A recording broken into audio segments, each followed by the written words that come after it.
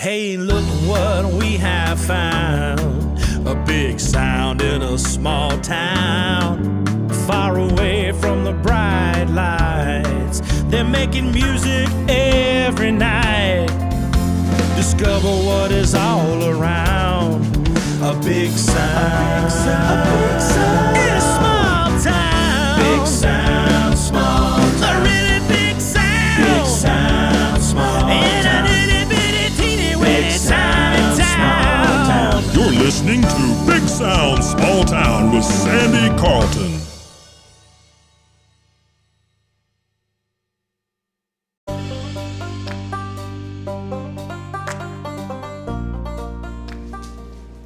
Hi, and welcome to Big Sound, Small Town.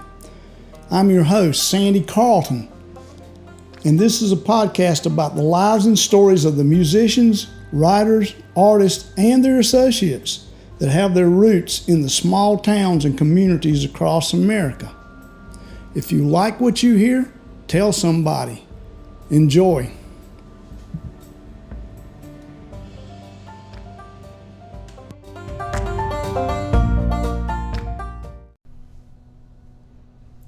All right. Hello, everybody. Hey, Sandy. I'm Tracy Curry, musician from Cleveland County. Did all kinds of other things as well, but only constant in my world, like everybody else that's a musician, has been music, and been in it a long time. Well, Tracy, how long have you been? This is gonna age you, so I hate to bring this up, but a long time is how long? Many years? Close. You don't have to be specific. Over 40. Yeah. Over 40 in the music business. Yeah. And so how did that even come about? Well, my father played guitar. My grandfather played a mandolin. And so my brother actually plays. My mother played a little. And when I was 7, my father got me a mandolin for a birthday or Christmas or something. But I do remember that when he left notes all over the house to look in different places, that was kind of his thing. Oh, yeah, that's cool. And when I found it, it was in a case under the sink, and I thought it was a suitcase. So. Oh, yeah, it would have been square instead of mandolin shape, wouldn't it? Correct. Yeah. And so anyway, I thought it was a suitcase, but got the mandolin, started playing at churches and family reunions with him and my brother during that time. Would that have been a gospel bluegrass type of situation? I remember the one song I remember doing was "Why Me Lord." Yeah. And Chris Christopherson song. Yeah, and he loved Chris Christopherson and Johnny Cash, so that's kind of what that's pretty good stuff. Started with, yeah. And then my brother started taking guitar lessons from Buster Kendrick. I know Buster well. And while he was doing that, I was of course, where we were at was his music store, and that it was pretty small, and I could hear through the wall. Right. So I picked up a bass, didn't really know what it was, and started playing bass along with what he was playing. Right. And for lessons. And Bobby Rose, yeah, I know Bobby, came up, Bobby. And actually Dale Owens was there. Yeah. And they started playing, or I started playing with them, and anyway, that's where the bass thing started, and my father was so into it. I'm pretty sure that he bought me a bass probably 2 days after that. Oh, really? Yeah. So how old would you have been then? I was probably 11.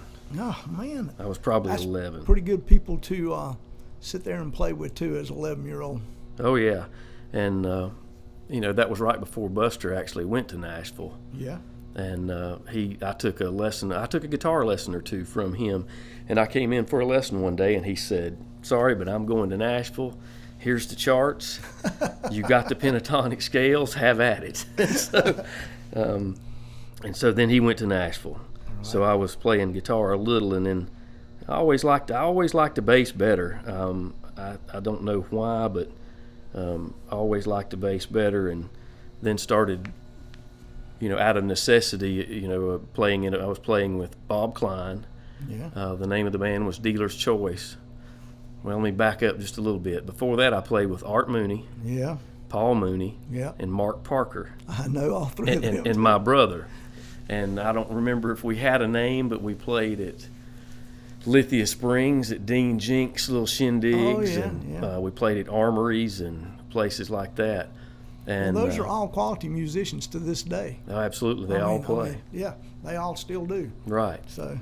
Yeah, and Mark, he sat in with us even years later when Chris Green wasn't able to play. But anyway, we played with them, and I was actually, I think, I was just singing, because at that time Art was playing bass, Paul was playing guitar, my brother was playing guitar, Brian Curry, and Parker was playing drums. So I was not even playing an instrument. Well, did you know? Yeah, how early did you know you were a singer?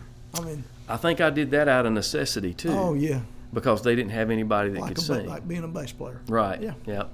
And so I started singing then, and my brother sings better than I do, but we both when we speak, we enunciate exactly alike, so we could do really good harmonies, of course. And after a while, you figure out what your strong points are, and harmony is really mine. Yeah, harmony is I had Faye Sue Starling in here Saturday. She sang harmony with Emmylou Harris. Oh yeah. She sang with the Selms. She sang with everybody.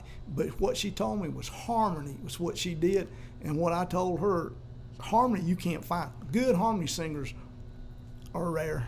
Well, and so then you find that especially if you can play bass and sing, you can work, and playing bass and singing harmony, you can even do more. True. And so that's really where I ended up, and that is definitely the strength is the harmony, more so than the lead, but played with them. Then I started playing. I remember I got a call from Jimmy McNeely, who was the drummer. Yeah. And their bass player hadn't shown up for a practice. And of course I wasn't old enough to drive, but I drove over there, of course. Of course. And sat in with them for their practice. And then I was actually floating the river with my brother and his soon-to-be wife. And I was probably 13 at this time. We got out of the river. There was a note on my car that said, "Be at the Moose Lodge at 7:30." So I went and played with them, and I played with them for several years, probably from 82 to 85-ish. You remember who else was in that Bob band? and Trudy Klein. They actually weren't married at the time. Her maiden name was Wooten. Randall Setzer, David Beheeler, and Jimmy McNeely. Yeah. They were most of them were from Lincolnton. Yeah, they were. And so that was till about 85, and then in 85 I graduated high school and went in the Army for a little bit. Played while I was there. Had a 12-string I drug around with me. Oh, really? And I played in Georgetown and more so than D.C., but I was just doing solo gigs with a little drum machine. Oh, yeah. And a 12-string. Right, yeah, and the 12-string. And then, so I did, and I got back from there and still did the solo gigs for quite some time. I remember you had to do, it was hard to find them at that time because there was no liquor by the drink here. Yeah. So I was playing a lot of South Carolina stuff. Yeah. And then shortly after they got liquor by the drink in Kings Mountain, I talked to them at the Holiday Inn and said, let's just try it and see. And I ended up playing down there 2 or 3 nights a week for several years, actually. So that's the hardest job in the world, is doing the one-man thing. I mean, I've done it a lot, and it's hard. It's tough, and it's, but again, at that age, I was bulletproof. Yeah, it didn't matter true, to me. Yeah. And I'd try anything new, and you find out, you work through it, and you find out the songs that you do better at. Yeah, you do. They're just songs you do better at than others, and that comes from experience. Some you try, and you realize that you probably need to let somebody else do that song. At least you learn that. There's a lot of people that never learn that. Yeah, well, I do know what my limitations are, or try to anyway. The best part of a good musician. Yeah, and then let's see, and I forgot who I was playing with prior, but I got a call to play guitar with Jim Fish and Dale Ledbetter, the Cops. Cops, yeah. and Mackie Lennon. Yeah, I knew Mackie, yeah. And so I was already in rookie school, and I ended up in a band with them and my brother and Chris Green. Okay. My brother played bass, I played guitar, Chris Green played drums, Jim Fish played rhythm, Dale Ledbetter just sang, and Mackie Lennon's played keys and was, of course, the MC. Of course. Yeah, he's quite a character. Yeah. And played with them till probably 92. Yeah, that's pretty good. I remember that band. That's a pretty good band. We worked hard at it, that's for sure. And we played a lot of places. And then I was doing the police thing and still playing, of course. Ended up going to Gardner-Webb University, becoming the police chief there, because I was you get to go to school free. Right. Yeah. And so I left the narcotics position at Shelby PD and went there, and of course was still playing solo gigs, and then started playing with. I did solo gigs everywhere during that time, and I don't really remember. During that time, I think was what we called Curry Brothers, and we played a lot, and it was me and Chris Green, yeah, and my brother Brian Curry. Right. And most of the time I was playing guitar, Brian was playing bass, and Chris was playing drums, and we would do a small gigs, or we did a lot of the places around here, a lot of the restaurants. We did a lot of commercial things like for a while the school systems. We did several different school systems when they had their shindigs and things like that, and that went on for years. And I'm sure that was a pretty easy working relationship there. I mean, you didn't have to do a whole lot with that, did you? Great relationship, because of course my brother, who was and then Chris Green is my brother's brother-in-law. Right. So yes. that's why we were the Curry Brothers. Right. And we'd known each other forever.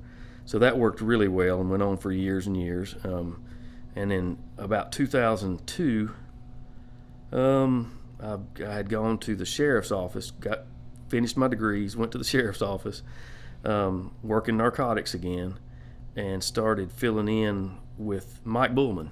Yeah, Mike Bullman, yes. And during that time, it was Mike, Don Camp, Brian Pearson, and Donnie Camp. Yeah, that's another good band. Yeah, and Mike, for anybody that knows Mike Bullman, he's the quintessential musician. He played 5 nights a week at the VIP forever. He did. And he can blow the horns out of a monitor. He can. The man can sing. Yeah, and so I started still doing the solo gigs when they weren't playing, and I did a bunch of those in Forest City. Had a little place call me up there because they thought I was Irish. It was an Irish pub, and they saw the Curry Studios thing for the recording studio, and with the last name Curry, and I don't remember the name of the pub when I first started, but it may have been Patty Doolin's. Yeah, I think it was. Yeah. Went through 3 or 4 different changes, played there for years. Did you have to cover Irish tunes? I did not. I told him, I said, look, I really don't know any Irish tunes. And I think I did learn an Irish tune or two. Right, yeah. But I never did. And the owner at that time said, I'd rather you just come do what you do anyway. And, he said, there's not really a lot of call for Irish music. No, there's not. Right. I had Irish uncles who forced me to learn Irish fiddle tunes. I hated them. But they're everything that you think of Irish fiddlers. They were boxers, drunks. And they scared the crap out of me, so I learned those songs. There you go. But and there's been times when I have played those out of busking around or something, needing to play. But to this day, I still hate playing Irish fiddle tunes. How close is it to our bluegrass, to a traditional? Not as close. I hear that a lot, but I don't think so either. I've studied enough to realize I don't think they're that close. No, I hear people say that, and I know some Irish guy's going to come punch me, but, it's just a bunch of scales run up and down at a tempo with a funky little bow thing. So as fiddlers go, I'm not impressed. No. Yeah, well, and again, there's fiddles. There's a lot of people love it, though. Oh, yeah, and that's I've just always heard it's real close, but I don't think so either. I've not played a lot of bluegrass, but I recorded a lot of it at the studio, and I've played... Of course, playing a mandolin, you just about have to. Yeah, you do, for the most part. But anyway, did that for a long time with them, and then in about 2007, Rick Tackett he's the bass player. He was playing at Coyote Joes. Right. And I know him. I played in, I don't know if I'd ever played in a band with him, but we had known each other as musicians for a long time. And he started having some really bad shoulder problems. So I filled in for him probably 8 or 10 times at Coyote Joes. Right. And he decided that that they were playing too much. Right. It's 3 nights a week, five hours a night. Right. And with all the shoulder problems, and he, of course, had been there for quite some time and decided he would do something else. So anyway, I ended up taking that job. All the time, too, you're still working. I want people to know this. You're working a Working a full-time job. I was working violent crime and sex crimes at that time. And, you know, I remember, again, it's every weekend. Up until March of this year, I'd been there for 13 years, and I'd had 3 weekends off. Yeah. And actually, one of them was only one day. It was because of ice. Right. And one was because I'd had a back surgery, which, by the way, I actually played the Friday night. Rick filled in for me the Wednesday. Had the surgery on Tuesday. Friday, we had Justin Moore. Yeah. And they were like, okay, we need the harmony, come lay in the floor, whatever. So I went, and I stood on the stage right beside the front of the mic and had Chris Williams, the lead singer, put the bass on me, and I sat there and did that 45-minute show. Man, but anyway. Hardcore. That's a hardcore musician. Yeah. Bud. So I'd been off that weekend, or at least that Saturday, and then I took a weekend off to go with the kids last year. To take them to a shindig. But anyway, so it's all the time. So for 13 years, it's every Wednesday, Friday, and Saturday. And did y'all practice during that time? I mean, we rehearsed on Wednesday, okay. which we still do. We rehearsed on Wednesday 5 to 7, and we learned 1 or 2 songs a week. There was a time that we were learning 3 songs a week. And the whole point is to have all of your stuff together before you get there. Right. You know, it's a rehearsal. You've already learned the song. True. So it takes a lot of time. And of course, you know, with the Wednesday nights, you still had the Thursday mornings to be at work by 8, True, if not yeah. before. Right. And then Saturdays and Sundays, you're getting home at 3 and 4 in the morning by the time you can wind down. Yeah. So it's grueling, but I love it. I really, really enjoy it. I always have. And that is Coyote Joes. Their owners are they've been really good to us. They know the music business. It's sure been open a long time. Larry Presley and Alan Presley and KR has passed away, but he was the owner as well. But Larry Presley and Alan Presley are Kaleidoscope Records, if you remember that. Yeah, I do. They were about the only place you could buy tickets years ago. Right. They promoted Hank Jr. and Toby Sure. Keith, and so they know the music business. They're really good to us. And do you guys still have the dancing going on like you used to have? line dance lessons every Wednesday night Yeah. from 7 to 9, and then we play 9 to 2. Yeah. And that's a big deal. They've got Mitchell Mullis is the line dance instructor now, and he does a great job. He's been in the business for a long, long time as well. My daughter has a guy that she works with that he lives to go do that. He lives to go dance there. Yeah, on Wednesday nights. My wife loves to do that. It's a great form of exercise, and of course, it's a lot of fun. And Yeah, it's a lot of fun. I agree. they create a family there, that's for sure. But I'm better at being a musician than I am a dancer, I think. I've got a bumper sticker that says "Hug a musician, they never get to dance." They don't. That's right. It's something that you would like to do, but I just never had the opportunity because I'm just not good at it. I'm probably not either. It's something I would tell you that I'd like to do, but I've been in a band since I was in the 8th grade. Yeah. Now you're not going to get to dance with anybody that way. No, and that's the thing. I'll go out on stage. Thank goodness for wireless. On the floor. I go out on the floor quite often if it's not real Right. crowded. On the songs I'm not singing on, which is really just a few, because most of the time I'm singing harmony on about every song or lead on some of them. But I'll go out on the floor, and a lot of times you'll find somebody that will kind of dance around with you, and they'll always ask while you're playing, of course, why don't you come down and dance more often? And I say, if I don't have a guitar in my hand, I don't think I can keep time. Yeah. Oh yeah, I do. Has your turnover in that band been large? Not really. That's good. I mean, that says a lot in itself right there. In 13 years, actually, Chris Williams is the lead singer. He's been there. He plays guitar as well. He's been there since I got there. Right. We've had a few drummer changes, but and one of the original lead guitar players, Jimmy Lincolnfelt, is awesome. He's back with us. He's been back with us about 4 years. Okay. Currently, it's Jim Lincolnfelt on guitar, lead guitar, Chris Williams, lead vocals and rhythm guitar, Tim Jones on drums. He's a phenomenal drummer. And Scott Sanders is our newest keyboard player. Yeah, he's a Cleveland County resident. He is. He's burning it up right now. He's really, really talented guy, that's for sure. He's a talented guy. But when you start, I was thinking, my wife asked me before I got here about how are you going to talk about the people that were there that have been at Joe's. I mean, we filled in. Oh yeah, I mean, let's do talk about that. Some of the craziest things. Brooks and Dunn would come by to Joe's every time they played at Verizon. Right. Because they had such a good relationship with the owners. Right. And on one occasion, they brought Jason Aldean with them, which he had been there. Right. First time I met him, he was actually falling out of the back of a van that he was unloading himself.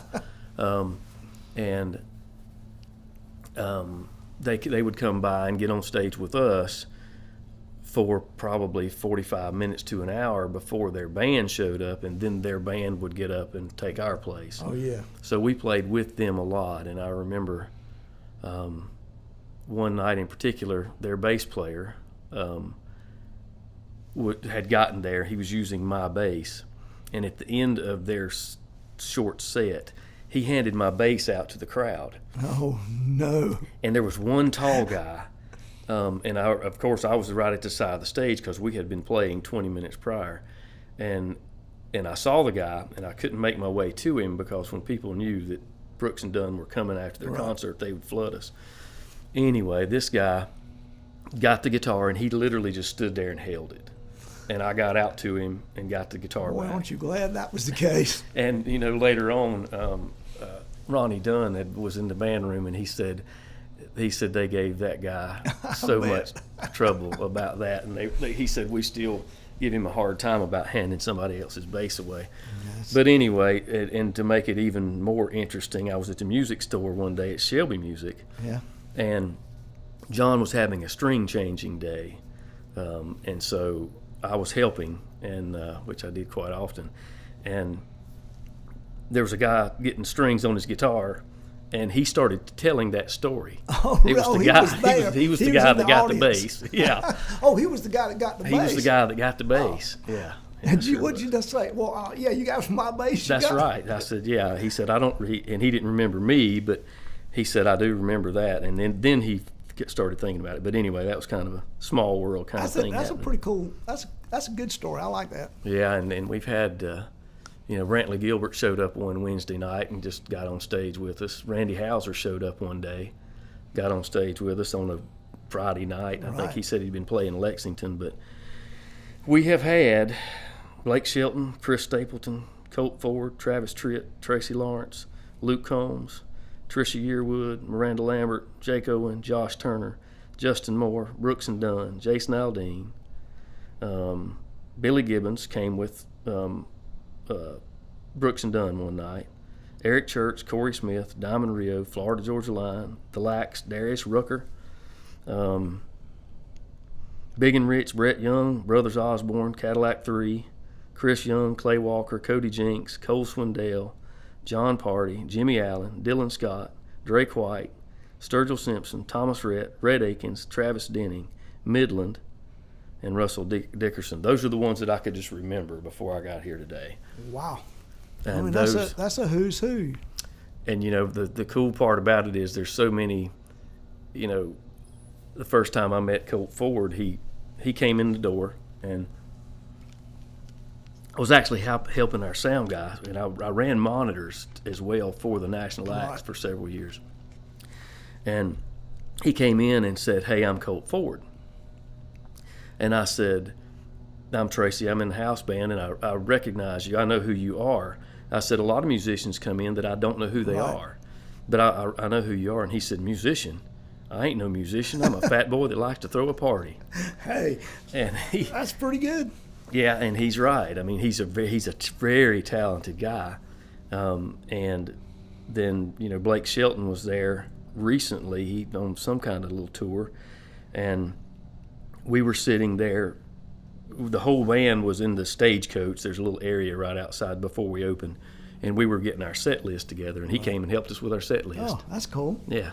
You didn't cover a Blake Shelton tune that night. Yeah, have you? Oh, yeah. Have you ever covered somebody's song and then they turn up or you know, I mean, has that happened to you? I think we've done it. We generally don't. I don't think we've done that. But here's the thing about that: we've done it. Keith Horn, bass player. He's been with everybody. He ended up. We didn't know. He played in Hot Apple Pie. Yeah. And we covered the Hot Apple Pie song. Well, we didn't know that he was there with Luke Bryan one night. He was Luke Bryan's bass player for a while. And so we're covering this Hot Apple Pie song, and there's probably 3,000 people in there when it only held 3,200. So I'm playing and singing that song, and Keith Horn comes walking around the corner and just watching us. But we really work hard at not covering their songs. I mean, I didn't know if it happened by accident at some point. I don't think so. That's good. I mean, that's good planning. I'll have to give you that. Yeah, we've had it. We ended up with them on the song list, right? And then realized this is who's playing tonight. So, have most all of those people been nice? Almost all of them. That's great. That's a great thing. There's been a couple that were not. Out of all of those people, and I think and by the way, I didn't name the couple that were not, they were not real friendly. But again, you know, they've got a lot on their plate. True, too. you never know. I mean, everybody has a bad day. But most of them are extremely nice and really classy, and you know, we help them with equipment. I mean, we've gone up and changed out things, and they've done us the same way. If we're playing and we have a problem, they'll come and help us. And the green room is always, we've never been shut out of the green room necessarily or anything like that. And but they're really classy. And one of the, you know, a lot of them, there's probably a lot of things that I don't think about anymore, but one of the things, Darius Rucker was there, and he was at his bus. He was trying to leave. It was probably 3 o'clock in the morning. Right. And people were still standing there, so he was still signing autographs. And one lady came up and pulled her shirt up and wanted him to sign. And he turned his head and said, "Oh no, I don't think my wife would appreciate that. I'll sign anything you want except your body." That's good. That's pretty classy. I agree. I agree. Yeah, I know a lot of bands that sign anything like that. Oh yeah. You know. Yeah. How about the studio? You want to talk a little bit about having a studio? Well, had a studio. I still have it, but I really don't have time. I'm trying to spend my time with two 13-year-olds that mean a whole lot to me, of course. And so to split the time between is really difficult. But yeah, I had a studio for a long time, recorded for a lot of people. And actually, I got to thinking about that. Some of the guys early starting, some of the national acts at Joe's didn't have per diem that was quite the best in the world. And so some of those bands actually stayed at the studio, which was cool. Which was basically a 2-bedroom apartment if you folded out beds.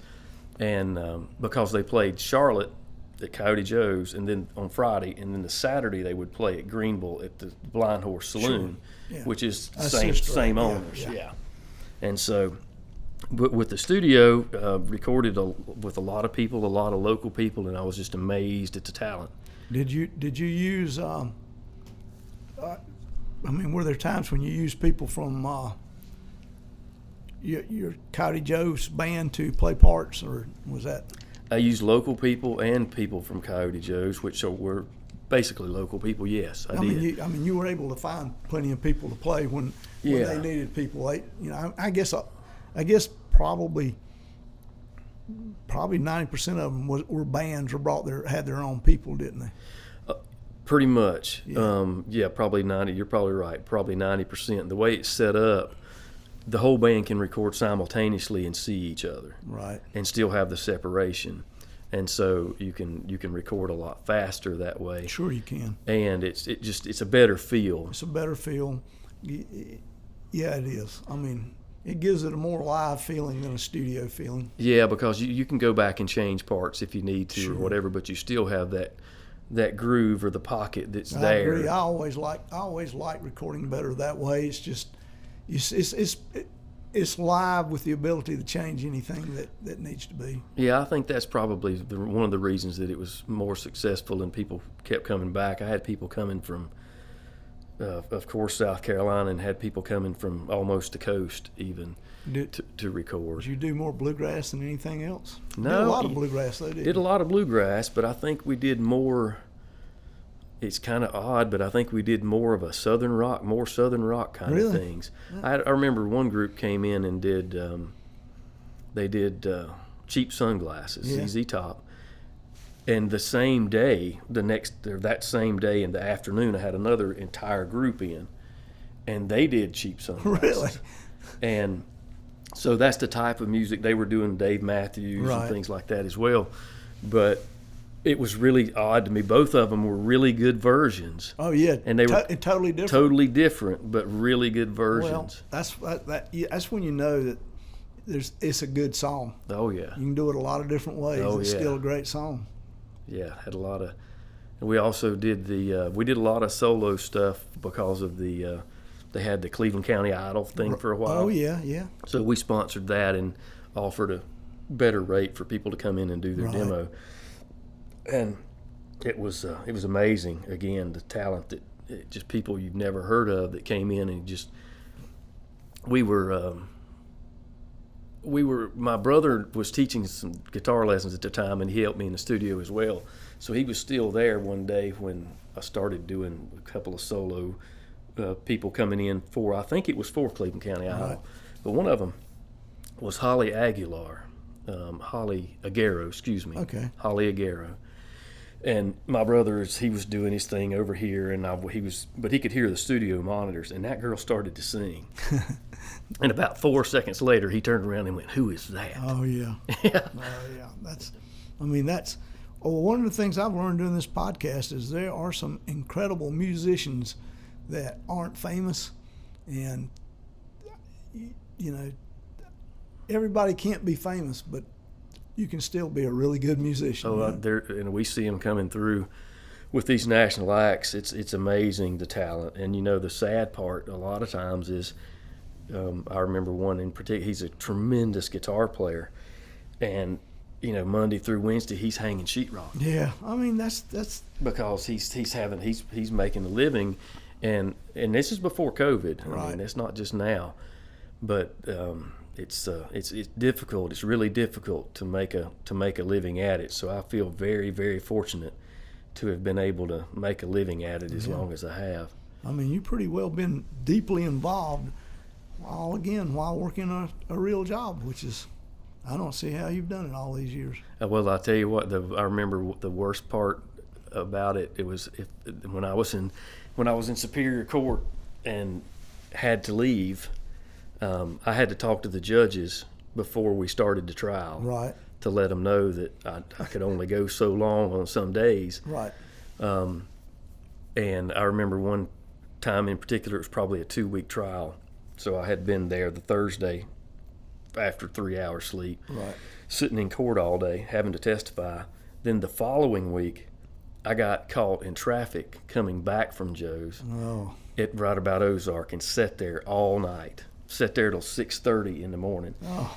Got home, took a shower, came to court, and the judge was late because he got caught in the same traffic.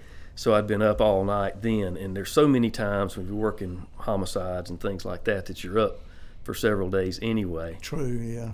And I There's remember no timetable on that. No, and I remember leaving Levine's Children's Center quite often and going straight to Joe's, while working a case. Yeah. But I'm very fortunate to be able to do two things that I really enjoy. And again, we'd spoken earlier, but have since retired from that, the police, from the sheriff's office, and but really glad to have been there and really proud to have spent the time. Do you don't anticipate retiring from the music business, do you? No, there's only one constant that's ever been in my life, I think, and that's music. Yeah, I do And totally so understand that. If I don't play, I've had more weekends off since March than I've ever had. I played a couple of weeks ago at a filling in, playing bass and singing harmony for a group in South Carolina, where it's a little more open. Yeah. And once you do that, and it's been a while since you played, it really it brings it home that I really need to play. I still want to do this. I want to play. Yeah, I was getting ready to ask you. So you've been happy with that time off? Actually, I have enjoyed a lot of it. It is good for a while. I mean, you do kind of like having that break, but I'm so ready to play. Oh yeah, I'm so ready to play now, and I've really enjoyed the time with the kids. Yeah. And so I'm fortunate again, but I'm ready to play. Yeah. I mean, I really, no matter what you're doing, no matter how long you've done it, no matter how much of a job it seems to become, if it's music, it's still not as stressful and as strenuous as a quote job. One of the parts that I always hated was just going to it. It's like, I don't really want to go do this tonight. But then you go do it, and then once you step up there and start playing, it's the same as it ever was when you were really enjoying it too. That's exactly right. That's a good way to put it. And I think a lot of times, as musicians, we charge everybody basically for all that crap. The years of sitting up and tearing down, or driving to where you have to go. I mean, basically you play for free. You get paid to do all the other stuff. You get paid to be the roadie. You get paid to load in and load out. You do.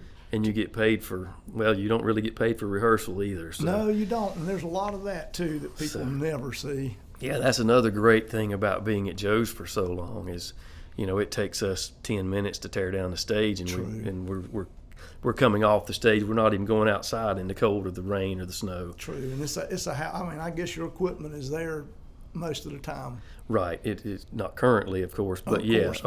I mean, we've got that's the beauty of it, is you don't have to load in there to even practice or do anything. Correct. We've got in-ear monitors already set up. Yeah, that's great too. Yeah, and so we've got very little stage volume.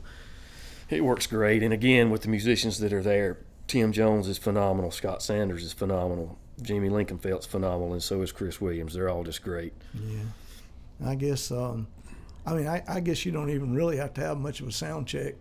I guess you just go in there and. We really don't.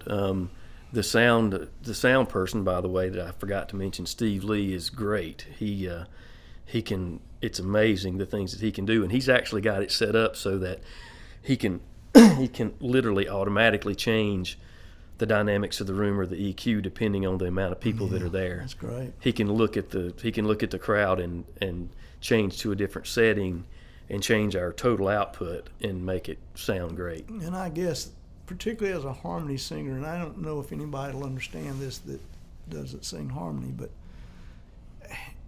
in-ear monitors makes it a whole lot easier to sing harmony, does it not? It does. I like the feel of a big bass amp behind me and a big monitor in front of me, an actual audio monitor. But once you get good in-ear monitors, it makes it a lot easier simply because you can control what you hear, and then even the timbre of your voice. You can hear it so much better. And again, I haven't had a bass amp on stage in 10, 12 years. And that's great. I mean, that is really a great thing. And, thankfully it's not that way anymore, but when it's loud, of course it feels good. It's a lot of fun, but you go to sing your harmony part and you just can't quite hear it like you could, That's right. I mean, we're so loud now I can barely hear what I'm singing, period. and if you get bad monitors and see, I mean, Oh yeah. at least working what you're doing now is you pretty much know what to expect. Oh yeah, it makes it so much easier, and it takes a lot of the frustration out of it.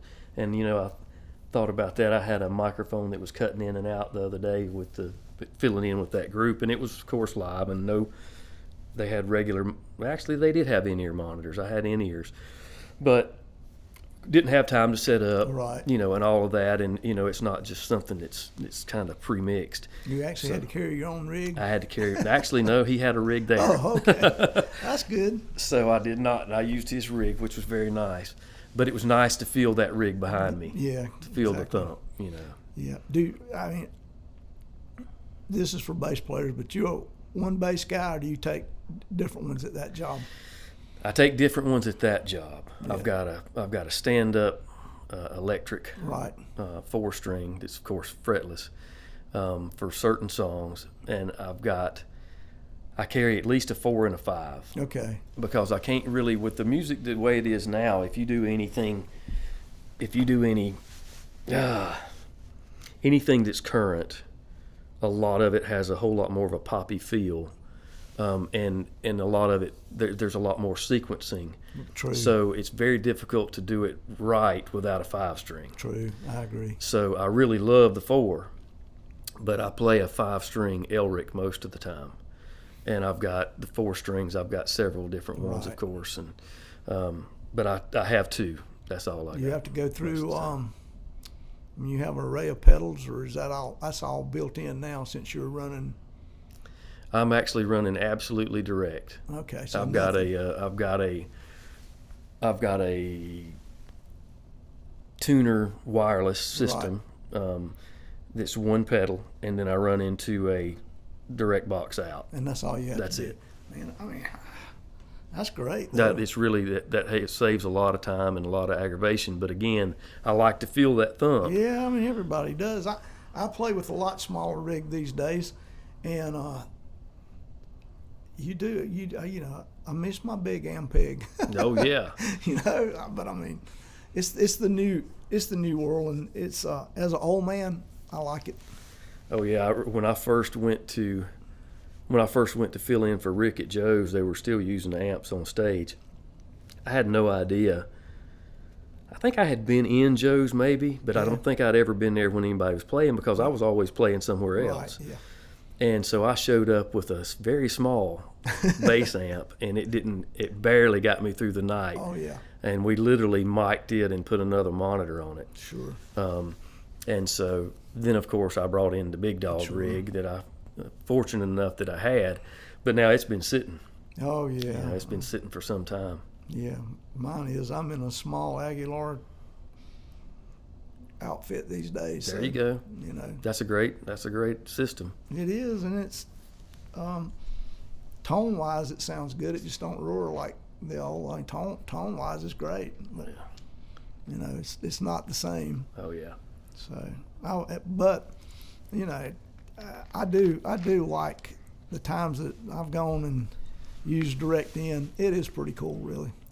Yeah, and that's another reason that with the direct in, it's kind of like playing a Telecaster. You can't hide anything. No, you can't. You get what you put in it out, and but so you can't turn it up during it. No. So that's a good thing, because that's always the bane of bands, is somebody's always going to turn up, then the next person's going to. So everybody starts out on 3, and by the end of the night, everybody's on 12. yeah, that's true. Yeah. That's why sound men.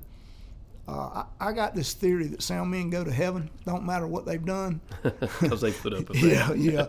Yeah. That's exactly right. I mean, sound men, and any person, male or female, that's ever had to live with a musician probably gets a pass. That's exactly right. So, what else I need to know, Tracy? Well, I don't know. There's so much to think about. I mean, it's hard to, I got to, like I said, when we talked earlier, I wrote down a few little things, but, I think probably I can't say enough how, from a musical family, my father and mother played.